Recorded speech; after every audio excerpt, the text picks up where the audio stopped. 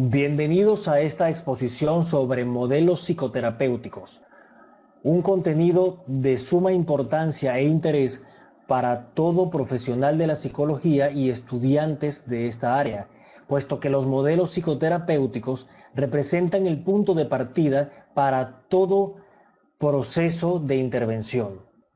Estará a cargo del participante Rubén Andrés Canario, estudiante de Psicología de la Universidad Bicentenaria de Aragua, y de la materia Teoría de los Tratamientos 2.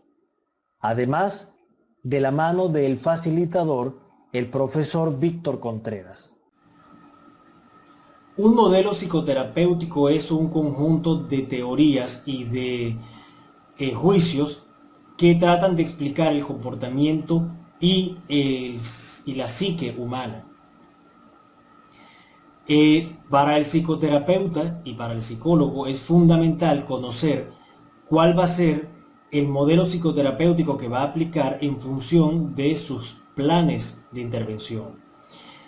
El modelo psicoterapéutico a escoger va a estar determinado por el objetivo que se plantee una vez llevado a cabo la evaluación y el diagnóstico.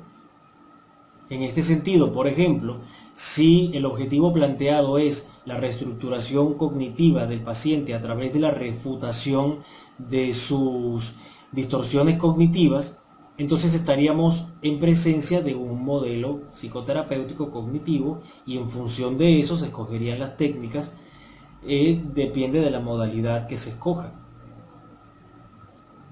Puede ser, por otra parte, que lo que se desee es traer al consciente material reprimido del inconsciente a causa de algún trauma infantil. En este sentido, estaríamos entonces ante un modelo psicodinámico o psicoanalítico, en cuyo caso las técnicas evidentemente serían diferentes. Si, por ejemplo, lo que se persigue es aumentar la frecuencia de una conducta o disminuirla, ya sea a través del uso de reforzadores y de motivaciones o de castigos, entonces estaríamos en presencia de un modelo conductual. Al respecto de estos modelos y de sus técnicas estaremos conversando a lo largo de esta exposición. Dentro de estos modelos encontramos el cognitivo-conductual. Para definir mejor este modelo, primeramente estudiaremos los enfoques que lo constituyen. Primero encontramos el conductismo. Este enfoque defiende el empleo de procedimientos estrictamente experimentales, puesto que surgió en oposición al modelo psicoterapéutico imperante, que era el psicoanálisis, del cual hablaremos más adelante. Se refería a que la conducta podía estudiarse en cuanto a la relación entre el entorno como un conjunto estímulo-respuesta. Es decir, el aprendizaje se lleva a cabo a través del condicionamiento de estímulos, que se da mediante el apareamiento de estos dos. Asume que el comportamiento no puede ser explicado por estructuras internas o procesos dentro del cerebro, porque para toda conducta debe ser observada y medida desde el punto de vista de la observación científica. Desde la perspectiva del conductismo surgen dos modelos representativos, el condicionamiento clásico y el condicionamiento operante. El clásico, que surge de los estudios de Iván Pavlov y que se fundamentan en que el aprendizaje se lleva a cabo a través de la relación entre estímulos y respuestas, y que estos estímulos pueden aparearse entre sí para producir la generalización del aprendizaje. Es decir, estímulos incondicionados que producen por sí mismos respuestas específicas, cuando se producen concomitantemente con otros estímulos neutros que no producen respuesta ninguna, con el tiempo van a provocar que estos estímulos neutros produzcan las mismas respuestas, convirtiéndose entonces en estímulos condicionales. El condicionamiento operante, en cambio, añade una nueva variante que es la consecuencia. Si esta consecuencia que se obtiene cuando se emite una conducta resulta gratificante, lo cual técnicamente se denomina reforzador, va a aumentar la probabilidad de que la conducta se repita para volver a obtener dicho reforzamiento. En cambio, que si lo que se obtiene es una respuesta desagradable, disminuirá la probabilidad de emisión de la conducta para evitar la obtención de dicha consecuencia que técnicamente se conoce como castigo. El condicionamiento clásico, que se fundamenta en la relación estímulo-respuesta y en el apareamiento de estímulos, puede funcionar desde el punto de vista del contracondicionamiento. Por ejemplo, una persona puede asociar el hecho de fumar con la gratificación. Entonces tenemos dos situaciones que están apareadas: el estímulo del cigarrillo y de fumar con la respuesta de gratificación. Si se aparea, por ejemplo, el hecho de fumar con algún estímulo desagradable, como puede ser la administración de un olor nauseabundo, a la larga, este estímulo, que se considera en un momento placentero, se puede aparear con este otro y que es desagradable, y al final entonces se puede condicionar la respuesta. Por lo tanto, cuando la persona tome un cigarrillo y comience a fumar, va a tener el recuerdo asociado a lo desagradable y entonces va a disminuir la frecuencia de la conducta de fumar. Desde el punto de vista del condicionamiento operante tenemos el reforzamiento positivo, tenemos los programas de reforzamiento en general, que pueden ser, que son sobre todo utilizados en la psicoterapia infantil. Desde este punto de vista, por ejemplo, la economía de fichas, que es ampliamente utilizada, fomenta la aplicación de reforzadores para premiar conductas que, a medida que vayan repitiéndose, dado que aumenta la probabilidad de ejecución de las conductas para recibir el premio, hace que por el aumento de la frecuencia se instaure dicha conducta. Por eso luego, con el tiempo, tiene que desvanecerse la administración del reforzamiento y al final la conducta queda instaurada.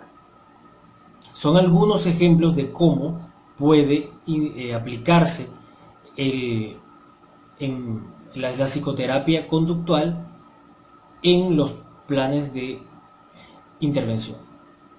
El cognoscitivismo, en cambio, surgió en oposición a esta corriente conductista y surgió de la analogía de los procesos computarizados, según los cuales habían datos de entrada que eran analizados por programas internos dentro de un sistema que posteriormente generaba productos en función del análisis y del procesamiento de estos datos.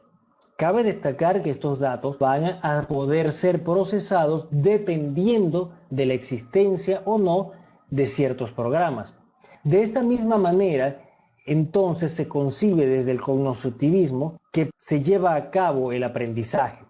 Es decir, los cognoscitivistas hacen énfasis en la capacidad humana de producir conocimiento a partir del conocimiento previamente adquirido. Niegan la concepción reduccionista según la cual el ser humano y su aprendizaje se basan solamente en la relación entre un estímulo y una respuesta o una consecuencia, sino que además hay procesos que son inherentes a cada uno y que, en función de la existencia o no de ciertos elementos internos, como lo son los programas dentro de la computadora, entonces van a permitir que estos datos ambientales sean procesados y produzcan respuestas individuales. El modelo cognitivo es ampliamente utilizado y recomendado para procesos relacionados a la ansiedad, a la depresión, porque en general tratan de partir desde el punto de vista de que no son los acontecimientos los que producen sufrimiento, sino la interpretación que hacemos de estos. A través del aprendizaje de nuestra vida vamos adquiriendo distorsiones cognitivas, pensamientos disfuncionales, en fin, formas no válidas de entender la realidad y de procesarla. Y a través de diferentes técnicas como el debate socrático, el debate filosófico, el debate empírico, entre otras, y fundamentadas en modalidades específicas como puede ser la terapia cognitiva o la terapia racional emotiva, que son modalidades que están dentro de del modelo cognitivo. Entonces se persigue permitir al paciente que juzgue toda su estructura de pensamiento de tal manera de que lo haga más funcional.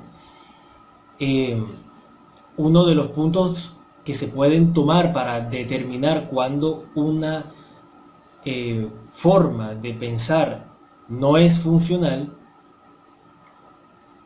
es que produzca sufrimiento innecesario, partiendo por supuesto de que el sufrimiento es una emoción y toda emoción tiene un componente adaptativo.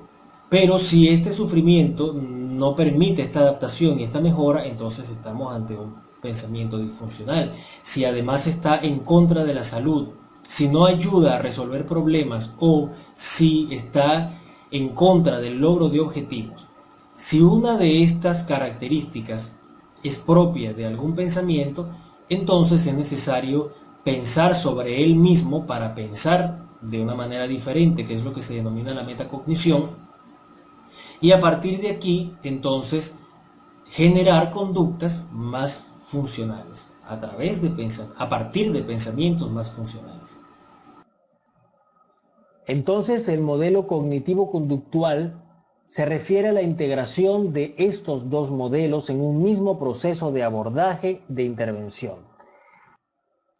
Posteriormente, después del surgimiento del conductismo, que se considera también la primera ola de psicoterapias, y del cognitivismo, que se considera la segunda ola, surge la tercera ola o la tercera fuerza, que es el conjunto de psicoterapias humanistas. La psicoterapia humanista se distancia de las anteriores, primero desde la concepción de la persona no como un enfermo, sino como alguien que necesita manejarse desde otra perspectiva y sobre todo desde el autoconocimiento.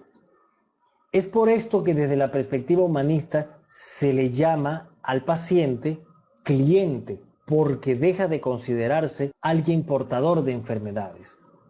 Carl Rogers, uno de sus más importantes representantes, dijo: "Me doy cuenta que si fuera estable, prudente y estático, viviría en la muerte. Por consiguiente, acepto la confusión, la incertidumbre, el miedo y los altibajos emocionales, porque ese es el precio que estoy dispuesto a pagar por una vida fluida, perpleja y excitante". Desde este punto de vista podemos observar cómo la aceptación de la realidad es más importante que el manejo de las causas que produzcan daños. Entonces, según las terapias humanistas, la libertad del individuo y su existencia son más importantes que el análisis de los problemas y de los conflictos. Jean-Paul Sartre, por ejemplo, decía que el hombre nace libre, responsable y sin excusas. Rousseau decía: el hombre es bueno por naturaleza y es la sociedad la que lo corrompe. Erich Fromm: si soy lo que tengo y lo que tengo lo pierdo, entonces ¿quién soy? Y finalmente Frankl: el hombre se autorrealiza en la misma medida en el que se compromete con el cumplimiento del sentido de su vida. Si analizamos todas estas perspectivas nos estamos dando cuenta de que todo se resume en la autorrealización, en la búsqueda del ser humano de sentirse bien consigo mismo y con su entorno a través, sobre todo, de un proceso de aceptación. Dentro de estas corrientes humanistas tenemos la terapia Gestalt. Esta corriente básicamente es que más ha estudiado la percepción. La figura que vemos en la pantalla representa una de las leyes de la percepción según esta corriente. Se refiere a la ley de la figura y el fondo. Solamente podemos percibir el árbol o podemos percibir a los animales, pero no podemos percibirlos a los dos al mismo tiempo. Esto es porque nuestra percepción configura los elementos del entorno de una manera holística o total. De esta forma también llevamos a cabo la percepción de todo lo que pasa alrededor. Cuando en la vida nos concentramos en un problema, ese problema constituye la figura y todo lo demás constituye el fondo. Pero en lo que nos enfocamos en otro elemento de la realidad, entonces ese elemento nuevo pasa a ser la nueva figura y la anterior figura pasa al fondo. La terapia Gestalt se caracteriza por no estar exclusivamente para tratar enfermedades, sino que también trata de desarrollar el potencial humano, puesto que anima a comprender que la idea que podemos tener del pasado o del futuro se debe más bien a cómo vivimos el presente. Esto es lo que, como se dijo anteriormente, concibe la totalidad de la percepción. Entonces nos ayudan a centrarnos en el presente para favorecer la autorrealización. Y las tomas de decisiones se van a llevar a cabo desde el punto de vista del sentirse bien consigo mismo. Es por esto que es esencial que el psicoterapeuta tome contacto con el cómo de la experiencia de la persona en lugar del por qué. Cómo se siente, cómo observa los problemas, cómo los puede cambiar, cómo se sentiría si los ve desde otra perspectiva, cómo los afronta. No importa la causa ni el efecto, lo que importa es el sentirse bien. Una de las técnicas más conocidas dentro de la psicoterapia Gestalt es la de la silla vacía, que consiste en colocar a una persona sentada frente a una silla que está vacía. Y esta silla va a representar a alguien, a una persona, o incluso puede representar a la misma persona que se está consultando. En este caso, la persona dirigiría hacia esa silla vacía sus planteamientos, sus dudas, sus preguntas y en general cualquier necesidad de expresión. Posteriormente la persona se sienta en la otra silla y como si fuera el receptor que había recibido la información anterior, ahora la devuelve desde ese punto de vista y esta situación se repite en varias oportunidades. Es una técnica que tiene muchas aplicaciones y que además presenta muchos beneficios porque permite que la persona se ubique en un contexto primero de lo actual, en el aquí, en el ahora, lejos de juzgar las causas que producen sus pensamientos o su sufrimiento. Lo que hace es que la persona se ponga en contacto con estos y además le permite ubicarse desde diferentes perspectivas hacia la misma situación y además vivirlo desde diferentes perspectivas. Continuando con las terapias humanistas, tenemos la existencialista. En esencia, la terapia existencial es una aplicación de ideas filosóficas a los problemas del vivir. El enfoque existencial se interesa por la verdad del ser humano. Como se dijo anteriormente, se fundamenta más en lo subjetivo y en lo filosófico que en lo científico y en lo objetivo. Para este enfoque, el mundo es lo que se percibe en la experiencia vivida. El psicoterapeuta se constituye entonces en un acompañante que ayuda a la persona en este proceso de experimentar su existencia desde un punto de vista placentero y desde un punto de vista filosófico, según el cual la vida vale la pena por el hecho de vivirse a plenitud. Tenemos las corrientes psicodinámicas, las cuales son enfoques terapéuticos que se basan en los aportes teóricos del psicoanálisis clásico, cuyo padre es el conocido Sigmund Freud. Estas teorías psicodinámicas han tenido evoluciones que permiten que se ramifiquen en diferentes orientaciones, pero todas partiendo desde el punto de vista de lo básico del psicoanálisis, que es el aparato psíquico, el cual se constituye en el elo, el yo y el superyo. El yo, que representa la parte consciente que trata de mediar entre el elo, que es la parte instintiva, según la cual queremos darle riendas sueltas a nuestros deseos, y el superyo, que es la parte social que nos hace buscar la perfección. Mientras el elo nos arrastra al deseo, el superyo nos arrastra al deber. Y nuestra personalidad va a estar fundamentada según en cuál de estos dos aspectos domine más. Pero siempre está la importancia de los procesos inconscientes detrás de todos estos elementos. A veces conocemos personas y conocemos sus historias de vida desde la infancia y podemos conocer que existen discrepancias en cuanto a lo que dicha persona expresa en el presente.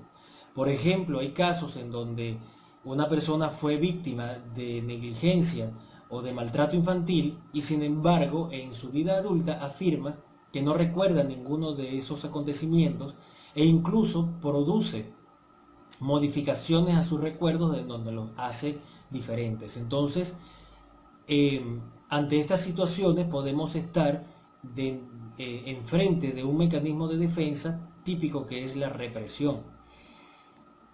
Entonces, el psicoterapeuta psicodinámico o psicoanalítico que no conoce esta historia de vida y que no la puede conocer a través de las manifestaciones de la persona, dado que ésta las está reprimiendo, debe hacer uso de algunas herramientas como es la libre asociación de ideas o es el análisis de los sueños, en donde la persona, en la primera, comienza a expresar deliberadamente el flujo de sus pensamientos y se piensa que a través de ellos puede surgir contenido del inconsciente. Lo mismo en los sueños, en donde no hay restricciones de la parte consciente y de los procesos cognitivos represivos, entonces surgen elementos a través de símbolos que el psicoterapeuta debe interpretar. Finalmente podemos mencionar a la psicoterapia integrativa.